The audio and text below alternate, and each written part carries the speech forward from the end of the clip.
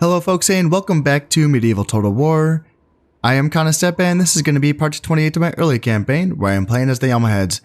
And things are going very well right now because I am just going to be stacking up just a bunch of glorious achievements points. I already have a really big lead on the rest of the nations. The second highest after me is going to be the Sicilians. And they have a pretty awkward empire, I gotta say. They do own Wessex and then Flanders, and then over here they have Denmark and Sweden. And then down here, they have a chunk of countries as well as most of Italy, and then a few islands in Sicily, and then Malta, yes. And that's pretty awkward for them, although I don't think they're at war with anyone. Oh no, they are. They actually have a crusade that is directed towards the Egyptians, but it doesn't seem like this crusade is going to be able to achieve its objective, so it's a little bit awkward for them. Other than that, Central and Western Europe is pretty broken up and pretty interesting to say the least. The Danes have kind of been pushed out of their home territory of Denmark and Sweden, but they do own Norway and then Saxony. And then the Danes have like this part of like Western France, which is kind of awkward. And the Italians have a reemergence, so they have Sardinia and then Corsica and Genoa. They are at war with the Germans. The Germans are kind of scattered as well, with provinces here in Provence and Burgundy. And then Lorraine, Franconia, Bavaria, Austria, Bohemia.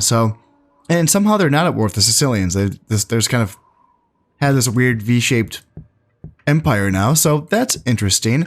I mean, of all places that actually seem to have a pretty solid, homogenous land territory, it's the freaking Hungarians and the Polish, who have done a wonderful job at holding back the Mongol invasion from the rest of Europe, and they seem to be thriving. I mean, they're going to be doing pretty well with their own glorious achievements points because they're at 95. The Hungarians are at 93, so yeah, they're doing pretty well. The Byzantines are on their last legs, and they have been for a while, and same with the Turks. But the Egyptians have really solidified, and they have this really nice natural barrier province between themselves and the Mongols, thanks to a Mongol civil war, where it seems like these armies now are just going to be sitting here because they're pretty strong, and it's going to take a lot of effort for the Mongols to remove this army, and I don't think they will, because the Mongols are kind of petering out on this end as well. I'm kind of running out of steam, so the Egyptians have a pretty decent territory, right? They own the Levant and they own Anatolia, so it's pretty solid. They have a lot of armies here in Egypt, and in some ways it does appear like they are looking in my direction, right? Because it doesn't seem like they're actually, like, it feels like they could go after, you know, Turkey and take out Greece. Bulgaria would be nice as well. And they do have a, not crusade, but a jihad marker, which is hard to see, but it's here. It's on the field. And it cannot be targeted towards any of my provinces because they've never previously owned any of my provinces. So that makes me wonder if it's either going to Khazar or perhaps Bulgaria or Greece would be my guesses. So that's going to be worth keeping an eye on, yes. But they're doing well. I mean, go Egypt. They're doing okay. They have 71 points, and how much are they making? Yeah, they're making a few points. What homelands do they not have? Oh yeah, Cyrenaica. Yeah, that's right. Yeah, so they might want to go to war with me, but we will see if they are able to. They keep sending emissaries to come spy on my armies over here, and then I kill them with my assassins. And they don't seem like they're really confident in their forces being able to beat me here, and I would agree with that assessment. As far as my own situation goes, I'm pretty comfortable, and I've been kind of sitting around for a while, just kind of stacking money. I'm at 128,000, which feels pretty good. I'm making almost 6 grand a year, which feels really good. I have, you know, really good trade fleets going on. My economy is great. My armies are okay. I'm pretty much maxed out on all of the units that, I mean, as far as like teching up, you know, I have pretty much everything that I can get, I think, except for like, I can eventually get arquebusiers, which is a better handgunner unit, because we did get the gunpowder event in the last episode. So now I do have some gun units that are coming out, and yeah, that's about it. I am working on, any time that I get a new set of upgrade buildings that are finished, I will get all of my armies retrained so that they can get their new set of armor upgrades and weapon upgrades. We are working on getting this Grand Mosque built here in Lyon so that I can get +3 morale for any troops that are retrained or trained here in Lyon. And that's going to be really good for me as well. Now, something that I've sort of neglected / forgot was So obviously I can't be putting in armor upgrades on my units here that are meant to be fighting in the desert. What I should have been doing though this whole time is I should have had one of these 4 provinces be a dedicated just weaponsmith province.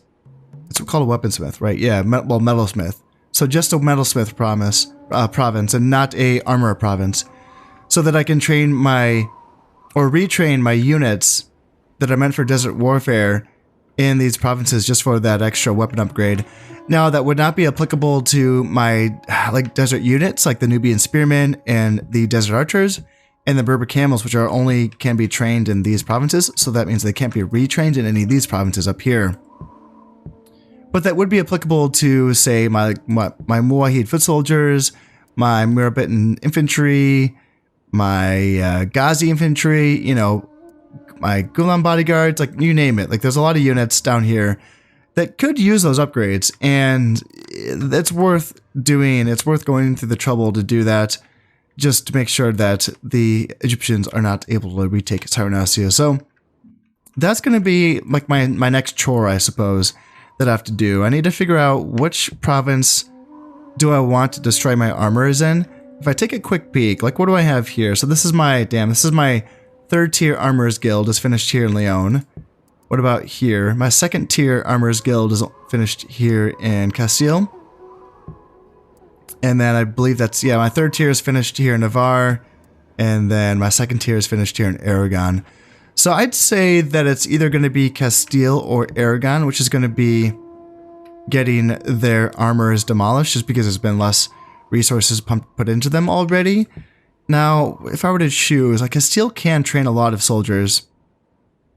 And there's also the idea, like maybe I should do this here in Leon. That way that then I can be getting that +3 morale from that Grand Mosque. And you might think, well, you know, don't you want the armor? Yes, I could, but I could do that in any other province, right? I could just have an armor anywhere else. And then anyone that's getting that +3 morale from that Grand Mosque can also be getting the armor from another province. But man, I don't know if that's worth it because I'm still getting +2 morale for these Rabats here, which is, you know, really good as well. So I don't think it's too, you know, necessary to worry about that. I can probably just destroy my armor here in either Leon or Aragon. Who can train more soldiers? I think they both can train a lot. You know, it is probably going to be Aragon. Yeah, because Aragon can train my Gulam cavalry, and Castile cannot. I can get there eventually, of course, you know, but for the time being, it looks like Aragon has the edge. So, yeah, let's just do that right now. Let's destroy this. And then I'll just focus on my metalsmiths being built up here in Aragon. And yeah, I can already get my +2 going here pretty soon. And yeah, that's going to be pretty good. So I should probably get on that right away and start retraining my Cyrenaican army. Just bit by bit, right? I don't want to weaken my province, my armies here in this province too much because I don't want to give the Egyptians any reason to believe that this is the time to strike. I need to be able to do this kind of discreetly underneath their nose so that they do not deem me weak. I am also working on building my 3rd tier boats here in Valencia. I got the boom going. This is going to be my good attack ship that can be used to patrol my waters and hopefully keep my trade routes safe. And I feel like those are pretty necessary because I look around and I see some Sicilian navies that are pretty terrifying. Like, look at this. The ships are not really good, but there's a lot of them. You know, like this is another couple stacks here and down here as well, another half stack. I mean, holy moly, that is a lot of boats for the Sicilian Navy. Yeah, a lot of them, damn. So yeah, that's pretty concerning. I mean, sure, they're not really strong boats, but there's just a lot of them, man. And these are decent. The fire galleys is their 3rd tier. And I wouldn't say it's not as strong as my 3rd tier, but they have access to them a lot earlier than I do because they're not actually a, they don't use any gunpowder weapons. They just use, is it Greek fire? Yeah, Greek fire. And yeah, 3120. And how's that compared to my boats? Where am I at here? So 4-3-2-0. So 3-2, yeah, better in every way. And I don't know what strength means. I feel like what boats have a strength that's not 0? I don't know. I don't know. I do not understand the Navy stats. It's something, you know, like, I guess attack and defense makes some sense, but I don't know. Does it, like, does the attack stat only count if you are the one actually attacking? And then if you're the one, being attacked, is the only stat that counts as the defense stack? Is it a simple dice roll between, their attack and your defense? Is that all that is? Or do all these stats kind of get summed up in one dice roll? And same with speed. Speed makes more sense. I think that simply has to do with whether or not boats can be caught. I would assume that if a boat is... if they're in a stack, I would assume that stack moves at the speed as the slowest boat. So that if they do try to leave a province so that they don't get attacked by, another enemy boat, they're going to be moving at the speed of that slowest boat. So if the attacking boat has a higher speed, that attack will go through, would be my guess. But then what does strength mean?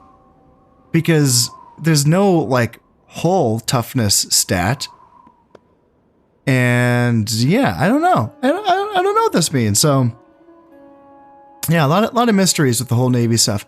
I am learning though. There has been a few things that have been revealed to me, and I hope that I've remembered to reveal them to you, because there's a few things that I've learned throughout this campaign, and it's coming together slowly, but there is still some gaps in the old knowledge for the Navy warfare mechanics. But it is going to be good getting those booms on the water, just because the Sicilian fleets are pretty scary. But other than that, there's going to be 9 turns before the year 1300, which is going to be the next time for our points to be counted.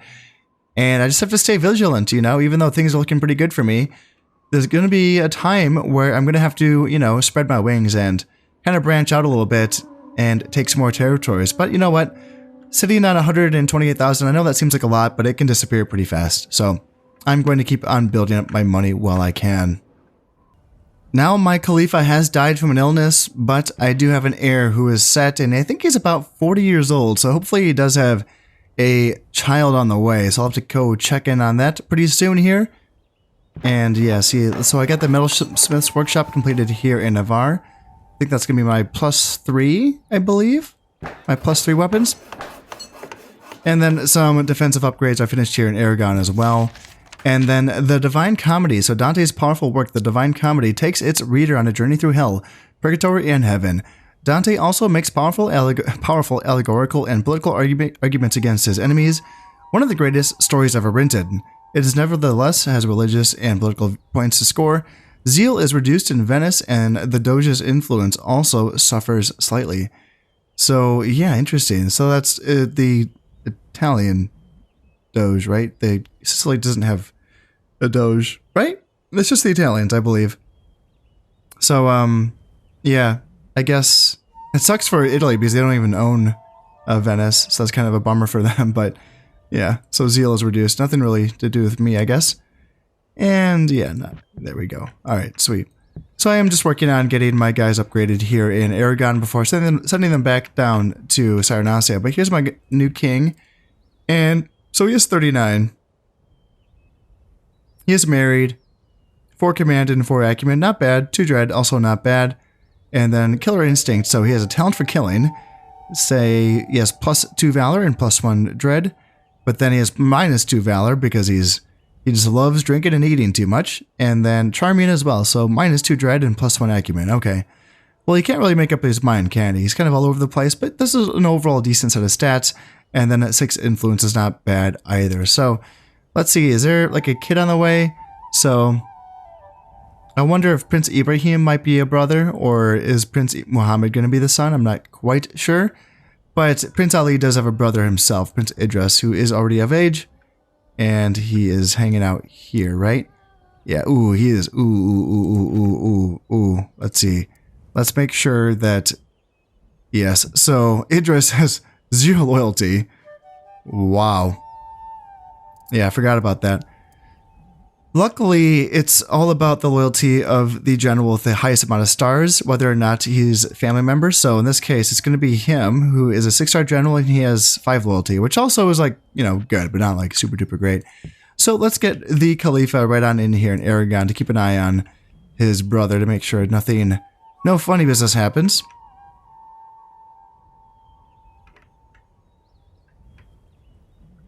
And in just the last few turns, the German kingdom is getting gobbled up. My goodness. Yeah, they lost Lorraine to the French. How are the French still in this? My goodness, they were down to just Champagne, and then somehow they took Ile-de-France, and then everyone just let them do that. And now they've taken Lorraine off of the Germans. And then the Danes, what happened? The Italians took Provence off the Germans. The Danes took Burgundy. And then I believe the Sicilians took Swabia, or did they already have Swabia? It says the Germans are just at war with the Danes. Yeah, I guess because, did they get an automatic ceasefire with Provence? Huh. Interesting. Well, they're being gobbled alive. All they have left is Austria, but Bohemia, and then Bavaria as well. So, yeah, poor guys. They're having a little tough time here. And the Danes are just kind of doing all right, aren't they? Yeah. Yeah, this is going to be fascinating. It looks like it's going to be kind of a showdown between the Danes and the Sicilians, which are two factions that I feel like I haven't really seen much of, you know, when it comes to getting powerful. So this is kind of an interesting campaign, I gotta say. So, any developments on this side of the world? Doesn't look like it. Man, just a crazy-ass rebel army here in Livonia. So, I guess they're just going to be free forever. The Mongols aren't strong enough to take them out, and neither are the Russians. So, the Livonians will be free forever. And yeah, the Egyptians, I feel like they still haven't declared that jihad, have they? Jihad's still hanging out? Yes, it is. So, interesting. That makes me like wonder what their plan was. Because if they wanted to take Greece, like they could. The Turks are very weak. The Byzantines are weak. Is it Khazar? Is that what they're aiming for? They do have 2 emissaries kind of spying on things, so maybe it is Khazar. And these ex-Mongol armies are strong, so maybe they're a little bit worried about their ability to take on that army. Who knows? A traveler returned, Marco Polo's tales of his travels across the world to the court of the great Mongol Khan in far Cathay would amaze any who heard them. The wealth and power of his imagination confounds belief, but the spices and silks he brings are more than welcome as trade goods. There are new goods for trade in Tripoli and Syria. So the Egyptians will be making more money off of those 2 provinces. And anything going on here, so most charitable, so plus 20 happiness and plus 1 piety, alright. Minus 2 piety for sleeping with another noble's wife, that's shouldn't have done that. Highly educated though, so plus 1 acumen, plus 1 command, and minus 1 piety, because he's questioning things just a little bit too much. Never a great thing, but overall I will take the acumen and command. Now I've had another heir mature, and I'm guessing this is going to be just another younger brother, Prince Ibrahim, so I'm going to check on him and make sure he's not going to be the next in command. I don't think he will be. Master Boyer is completed here in... was that Morocco? Yes. Master Merchant, that's going to be my highest tier merchant, is finished here in Castile as well. Making me a bit more money. Prince Ibrahim, what do you got? Secret adultery. So, he hasn't been found out yet, but he has been having an adulterous affair with another noble's wife. But it's been kept a secret so far. When that is found out, he will be losing a bit of piety, but it's not too big of a deal. Let's just double check this. So... yeah, Idris is still my next in line, so I'm assuming Prince Mohammed must be the son, and he is still 8 years away before he becomes of age. And how is the loyalty on Ibrahim? Not bad, okay. And 4 command, 3 acumen, he is definitely useful. 2 piety and 1 dread is not great, but he can be useful. So let's just put him here in Navarre, so I can spread out my royalty just a little bit, make sure they're not all in one province. And that'll be good to go. Now I can build the Gunsmiths Guild here in Algeria, and this is going to allow me to train arquebusiers, which is the better gun unit. Not as good in melee combat as the handgunner, but you know, it's a better shooter. And with this, I will also it's going to allow me to build the Master Gunsmith, which is going to give my gun units +1 Valor, which is really useful because that's going to increase their accuracy a little bit. And in addition to that, if I build this building in conjunction with a Master Foundry, which makes me realize I need to get going with that because I need a Bell Foundry and then the next tier, and then I think the Master is the 3rd tier building. And that's going to allow me to build Serpentine Crews and then Organ Guns. And these are both anti-personnel artillery weapons, so they're not really meant for shooting and blasting down fortifications or of castles. In fact, I'm pretty sure they don't do any damage at all to castle walls, but they are meant for blasting through units. So the Serpentine is going to be like a long distance, kind of like a sniping artillery. Honestly, it's pretty useful. Honestly, it's pretty fun. And then the Organ Gun is also super duper fun, but it's really hard to use because it's really, really close range, and it can basically destroy like half a unit in one shot, but it's kind of hard to line up that one shot. But I'm definitely going to be getting these units going as well, just for the fun of it, and it's going to all start here in Algeria. It appears the Danes are dealing with a little bit of a civil war of their own right here, so they have lost Toulouse, and it looks like, where else did they lose? Is it Flanders or Normandy? Yeah, they've lost Normandy as well. And is that it? Is Friesland another one? What is this? So this is a Civil War army, but then there's also a Loyalist army here for the Germans. So Friesland's kind of up in the air between German Loyalists and then a Civil War, so that's a little bit awkward for them. Yeah, the Danes, I wonder, gosh, it's confusing that the Danes would have a Civil War, because I feel like they're doing well, you know? Ooh, it looks like they're also going to lose Anjou as well. Gosh, that's interesting, yeah. Yeah, I would imagine the Danes are doing well, but I guess that was just all on the surface. What's going on, King? You only have 3 influence? Why? Why do you only have 3 influence? Oh, is he just separated? Is that what it is? Is it just because, like, his influence is separated from the rest of his domain? He has boats in the water, so you wouldn't think that that is the case. Yeah, I wonder what's going on here. Yeah, I thought that they were kind of winning some battles and doing well, so I'm kind of curious about why the Danish Civil War is happening. And I'm pretty sure they cannot launch crusades. I'm pretty sure the Danish, there's a few Catholic factions that cannot do that, and the Danes are one of them. I think the Hungarians and the Poles are the others, but I'm not 100% on that, but I think that's the case. Things just keep getting more and more interesting because now the Italians have taken Toulouse off of that rebel army that originally belonged to the Danes. So yeah, they're doing well, and it's kind of nice to see a reemergence faction, the Italians, actually, you know, kind of make a little bit of noise here. It's kind of refreshing. So yeah, the Danes are struggling, but they also might be stabilizing. I'm not sure. The Sicilians, on the other hand, they're doing well. Now they have just this weird ass empire that kind of stretches from like Wessex with like Northumbria up here, but then like Wessex, and then they have like Flanders, Lorraine. It just like goes right down the middle of like Europe, all the way down the Italian boot. It's just this really interesting. Look at that. It's just this like straight line.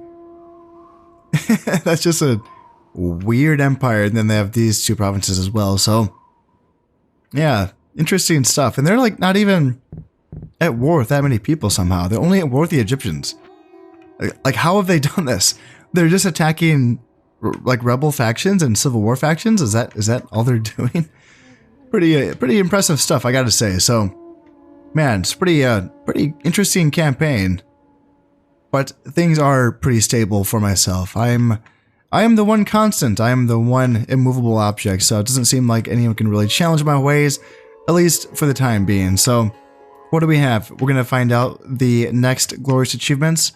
Well, we're gonna rack up our next glorious achievements at the end of this turn, and then I will find out what the new set of objectives are for the next points counting period, which I believe is the year 1325, I believe.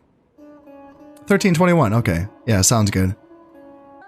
Just scored 12 points off of the homelands, and yeah, another 2 off of conquest, I believe. So yeah, doing pretty well. 151 points. And the next highest after me is Poland. Or no, Sicily is 112. Poland with 108. Hungary with 106. So yeah, the fact that I'm still, you know, 40-ish points above Sicily feels pretty good. But I do have to keep an eye on them. What, they're scoring 10, 12, 13 points.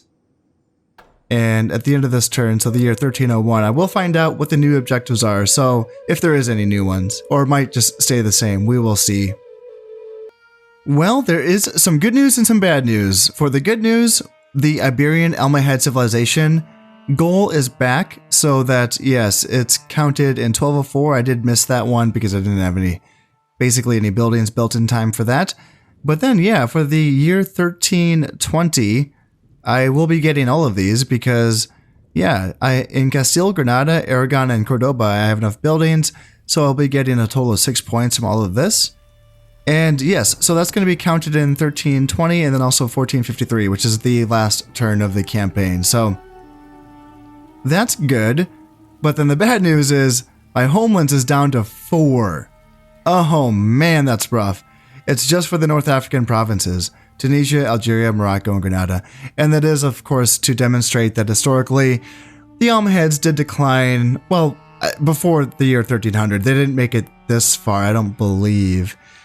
But if you want to, like, talk about, you know, the Islamic empires in Al-Andalus or Spain, was it the Nasrids? I can't quite remember. The Nasrids or the Marinids? I can't remember which one was which.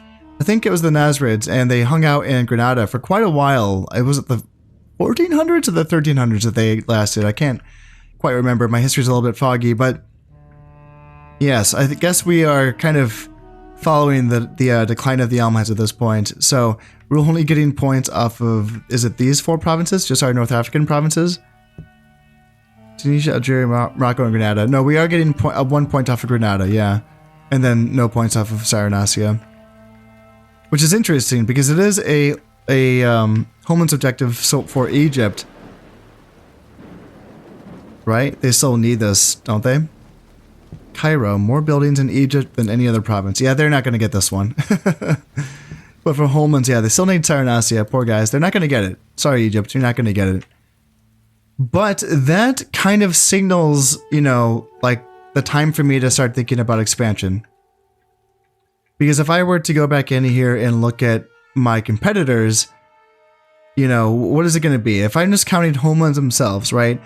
Because the Iberian Almohad civilization is only going to be counted 2 more times. So that is, you know, 12 more points, which is good in total.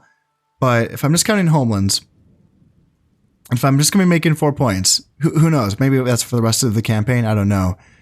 But if that's the case, then let me look at my competitors. So Sicily, what are you making? Oh, they got boned. Wow. They're only making 1 point off of Malta, and that's it. Plus the 3 off of Conquest, but still. Wow, I'm making more than Sicily. Damn, they got boned. Wow. Okay, I don't have to worry about them. What about the Poles? The Jagiellonian University, so they have to build some silly-ass sounding universities here in Poland. And then, yeah, 4 points. Okay. Then a homelands, they'd be making 7 points off homelands. Because they don't have Bohemia. But if they get Bohemia, would they go after it? That'd involve going to war with the Germans. And the Germans are super duper weak, so it's going to be interesting to see what the Poles decide to do here. They would be making, I mean, they already are making more points than I am off of Conquest and homelands put together. So yes, they will be catching up eventually. And what about the Hungarians? They will also be catching up eventually. Germans are pretty boned. France is kind of screwed. Egypt, what about Egypt? Yeah, they have a lot. 8, 10, 12, 13. Yeah, 13 points. They are quite a bit behind though, you know. They're behind by, what, almost 70 points, so... Yeah.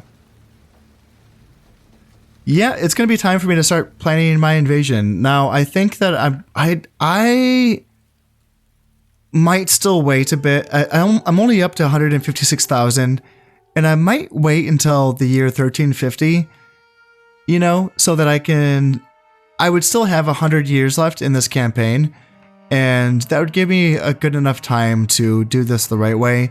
Make sure that I have enough money, and make sure that I have a decent enough naval fleet so that whoever I go to war with, in this case, it's looking like it's going to be the Danes, but you never know what's going to happen in 50 years. So if I end up going to war with the Sicilians, which I don't like, just based on this, what's happening in the world right now, I wouldn't have to. And yes, is there there's an Italian civil war, isn't there? Yeah, because they just lost Toulouse. Yep, there's an Italian civil war. Yep, that's how the cookie crumbles. My oh my. Oh, poor Italians. They were doing so well, weren't they? They were doing so well. So who knows what this part of the world's going to look like by the time I want to invade it. But it's not going to be now. It's not going to be now. Let's just kind of wait. I know that I will be giving my opponents a little bit of time to catch up as far as their points are concerned. But it's not going to be too much, right? It's just going to be 2 counting periods. It's just going to be 1321 and then like 1350 is when I'll start maybe launching my invasion that's what I'm going to aim for. And sure, I would like to have, like 500 grand in my treasury, but if I can aim for like maybe 250 is more realistic. And that should still be plenty of cushion for me to launch my invasion, because this is going to be, potentially going to war with, 2 or 3 different factions at once. But based on what, what this is looking like, it's probably going to be a couple weak factions. So, yeah, that's going to be the plan going forward here. Estates General, a great assembly from the noblest lord to the humblest landowner, each gathered into their own estate or class of person has been brought together to give their consent to the king's laws. His powers to raise taxes and use the money as he pleases are marks of his power, +1 to the French king's influence. Well, good for him, I guess, but there's only 2 provinces left to his territory, so it's not too important, I suppose. Fast talker. Court jesters, come to this man for lessons in how to turn a pithy phrase. +2 acumen, alright. Years with no summer. The weather has been most unnatural, uncanny, and unkind. The winter snows were very late in thawing. The spring rains were heavy and prolonged, and the summer sun never came at all. As the year turns, the snows have come early. The crops are poor, and the rivers freeze. Across northern Europe, income will suffer this year. Oh, bummer. Yikes. Well, luckily, I'm not in Northern Europe, so that is fine with me, I suppose. And the Egyptians have taken Khazar. Man, oh man, these guys are just... They don't want no buffer, I don't think that was a tactically sound option, but maybe they wanted to connect their province here in Crimea with the rest of their provinces. Man, they're doing quite a right, aren't they? And I don't think they even used their jihad. Yeah, they still have a jihad sitting in their back pocket, which is kind of suspect, I gotta say. Like, what was the point of building that if they're not going to use it?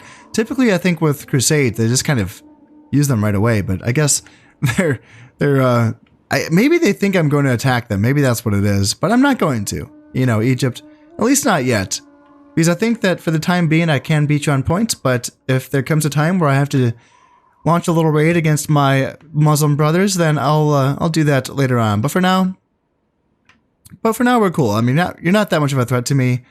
You are only at 100 or 87 points, so I'm not too worried about you, Egypt. Do your own thing, okay? Now someone is attacking me, and I wonder who it is. Because up here in the Irish Sea, there's an Egyptian boat, there's an English boat, there's a Danish boat, and a Sicilian boat. It wouldn't be the freaking Egyptians, would it? I mean, the enemy boat was the one that lost, so that is good. Ooh, yeah. Is it the Egyptians? Well, there was another boat sunk here in the Straits of Sicily. And then here in the Barbary Coast as well. I mean, I'm winning all these battles so far. So, yeah, it might have been the Egyptians. Interesting. Let's see, the Turks are happy. Well, I mean, they should be. They're just hanging out in Greece. No one's bothering them, so they should be happy. And then an armature. It's Prince Mohammed. So I'm going to see if this is going to be my next in line. Cannon Foundry is completed here in Morocco. Gunsmith's build is finished here in Cyrenaica. And Armor's Guild is finished here in Castile. Gunsmith's Guild is finished here in Algeria as well. And then, yeah, Turkish Sultan. So yes, we're at war with the Egyptians now, so the Turks have canceled their alliance with me, which is unfortunate. And then, same with the Poles. The Poles also canceled their alliance with me. And the Italians also cancel their alliance. And the Danes.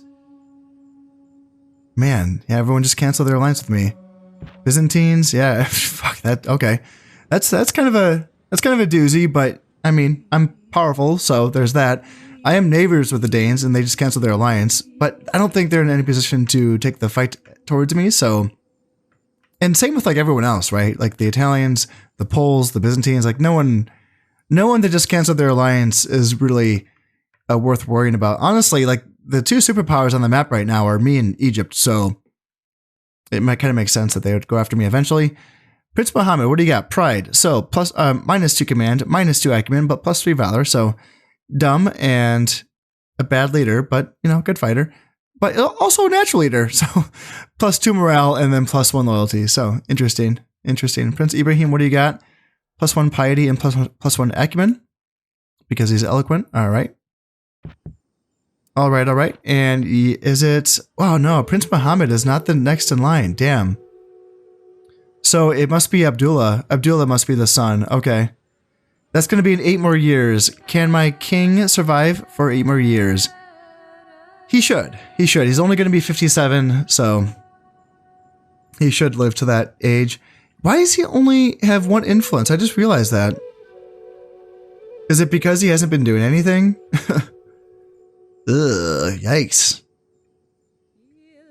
Do you lose influence for like losing allies? Is that something that happens? Because, gosh, I feel like he didn't have 1 influence when he became king, but maybe I wasn't paying attention. I didn't think he did. Did something else happen? Huh. Interesting. Well, I'm gonna kill a Sicilian princess for spying on me. And yeah, I guess I'll have to keep an eye out for Egyptian boats now. And is there any other provinces? Yeah, it's interesting that like there was no attacks happening. Oh, right, sure. They didn't attack me in the provinces where I outnumbered them, so my only allies are the Hungarians. God bless your soul. Good on you. And yeah, what a cheeky move by the Egyptians to just do that, because like, look at this now. I can just do this like a 3v1 them here. I can 3v1 them here. And I can 3v1 them here. I can 2v1 them here. And what about here? 2v1? Sure, let's do it. Another 2v1. Yep. And man, that can really mess up the Egyptians. Just getting rid of all of their fleets like that.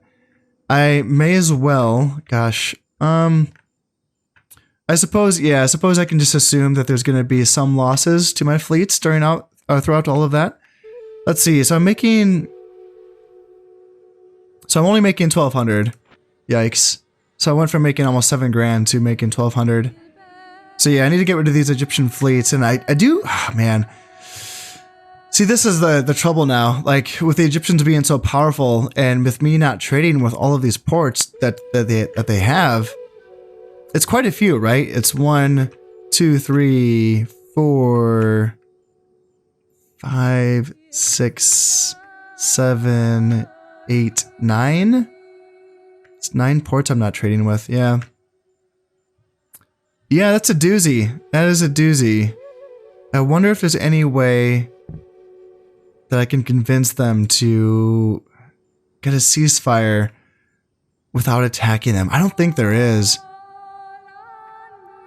I suppose the sneaky thing to do would just be to start like spamming assassins to send after them and just try to kill their sultan. I mean, once I kill their fleets, it might be possible that I just capture him, because he's just by himself here in Palestine. And if I were to... How would I go about this?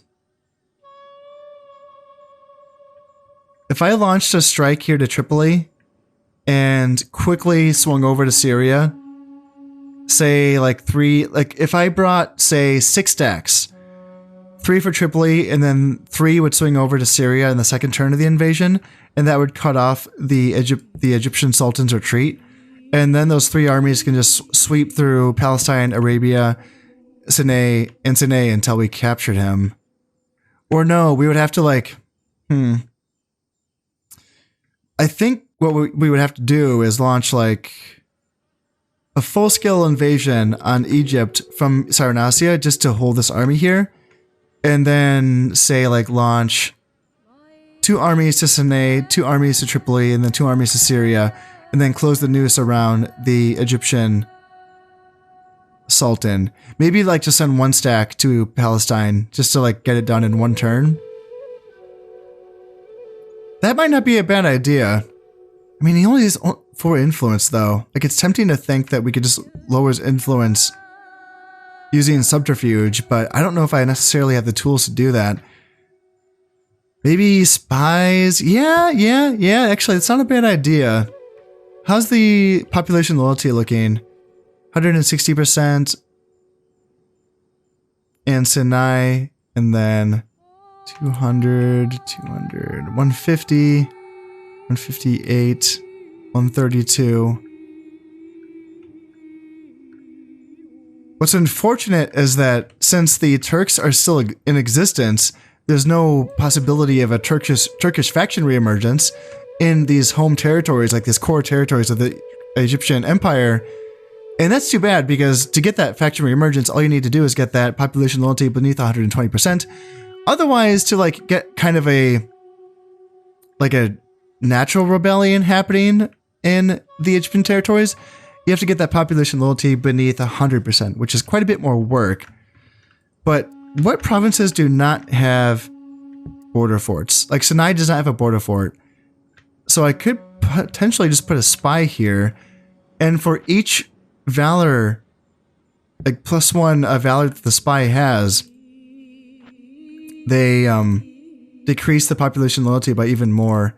I don't think I have teched up spies here, so where can I train teched up spies?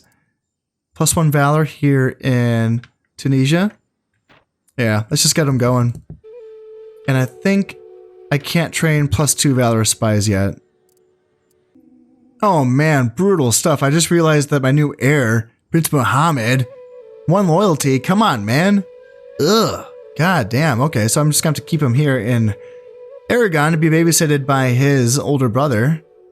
And yeah, 1 dread, 2 commands, 2 piety, 1 acumen. Pretty crappy stuff, but natural leader is good. +2 morale. Yeah, that's good, but I'm never going to give him an army to command, ever. So, yeah, it's kind of a bummer.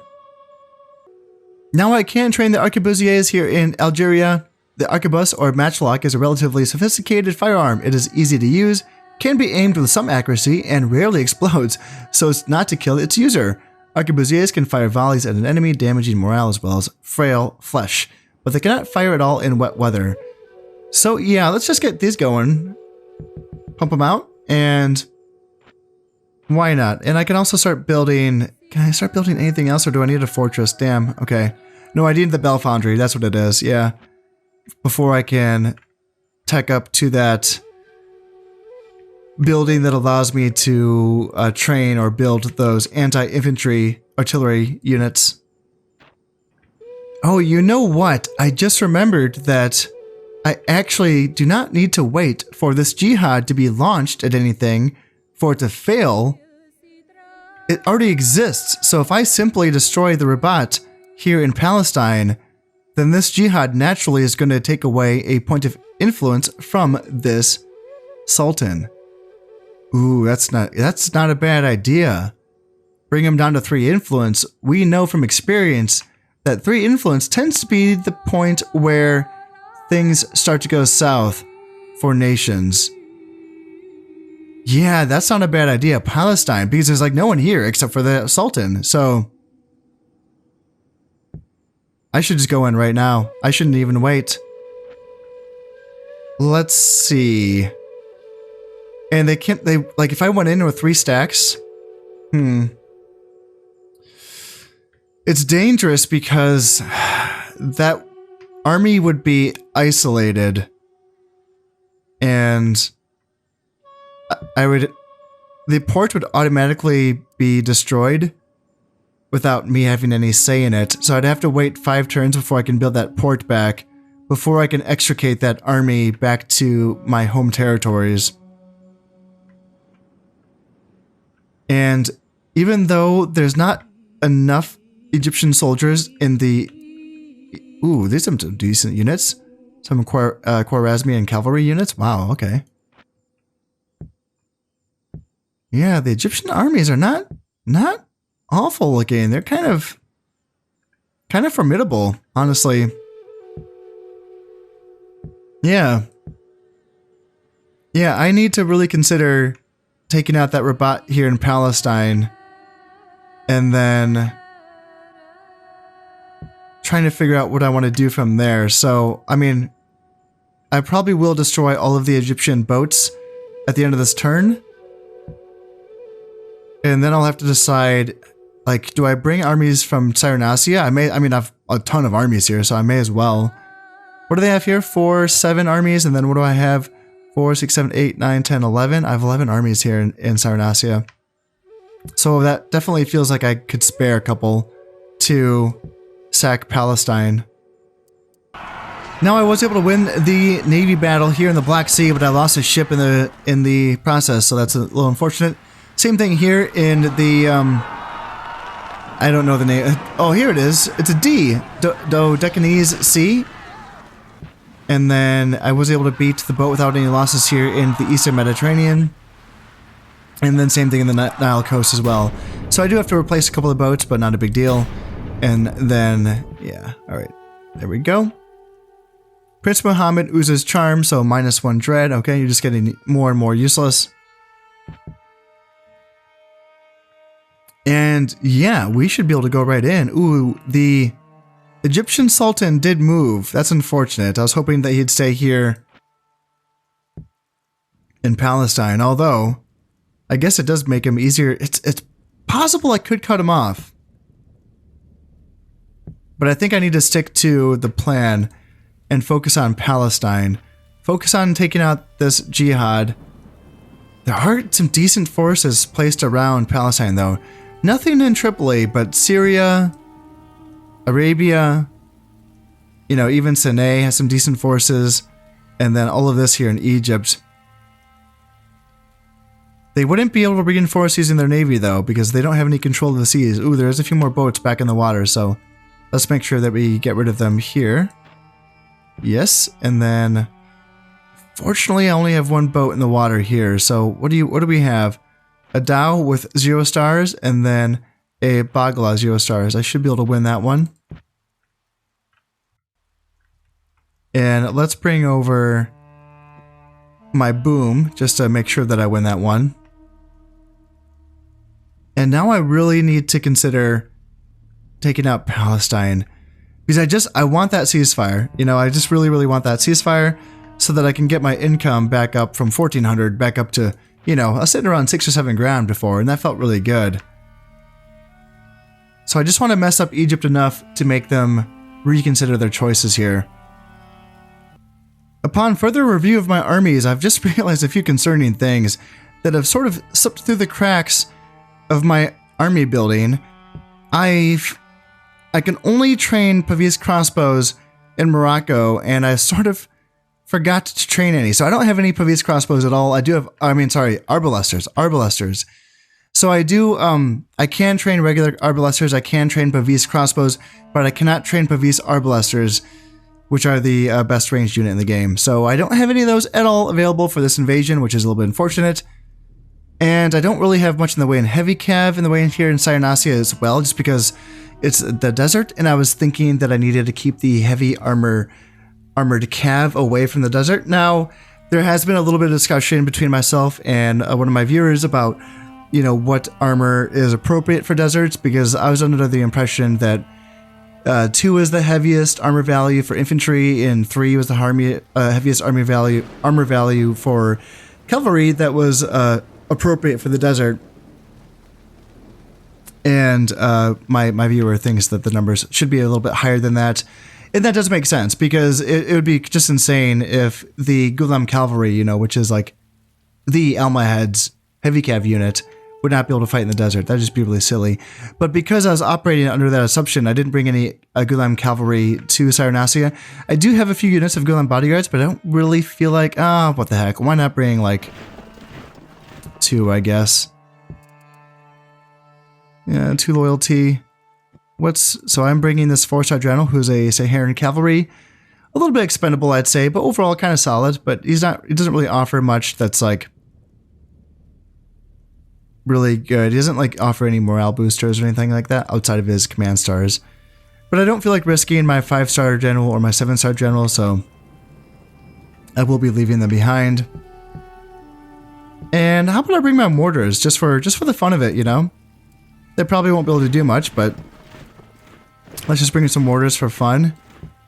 And that's not really leaving a whole lot left. I kind of went a little bit overboard with planning on this invasion for Palestine.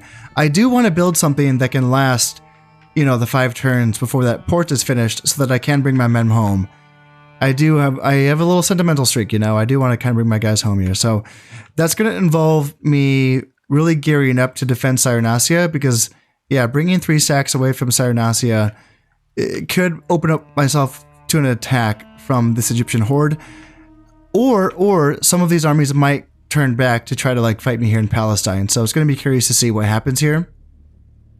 I think that I could defend myself from an initial counterattack from like, you know, the armies here in Sinai and Arabia and Syria. But then if they start bringing back armies and stacks from Egypt, that might be a little bit tough. I don't think they would though, just because I think that they'd feel too threatened by my armies here in Cyrenacia. So let's bring them on over. It's going to be mostly infantry heavy. Spears, archers, Ghazi infantry, Muwahid, foot soldiers. I do have some Berber camels. So like there's that. And some militia sergeants for armor as well. So, but the Egyptian armies are pretty good looking. So yeah, we'll see if I can actually deal with these Khwarezmian cavalry units. They're pretty tanky.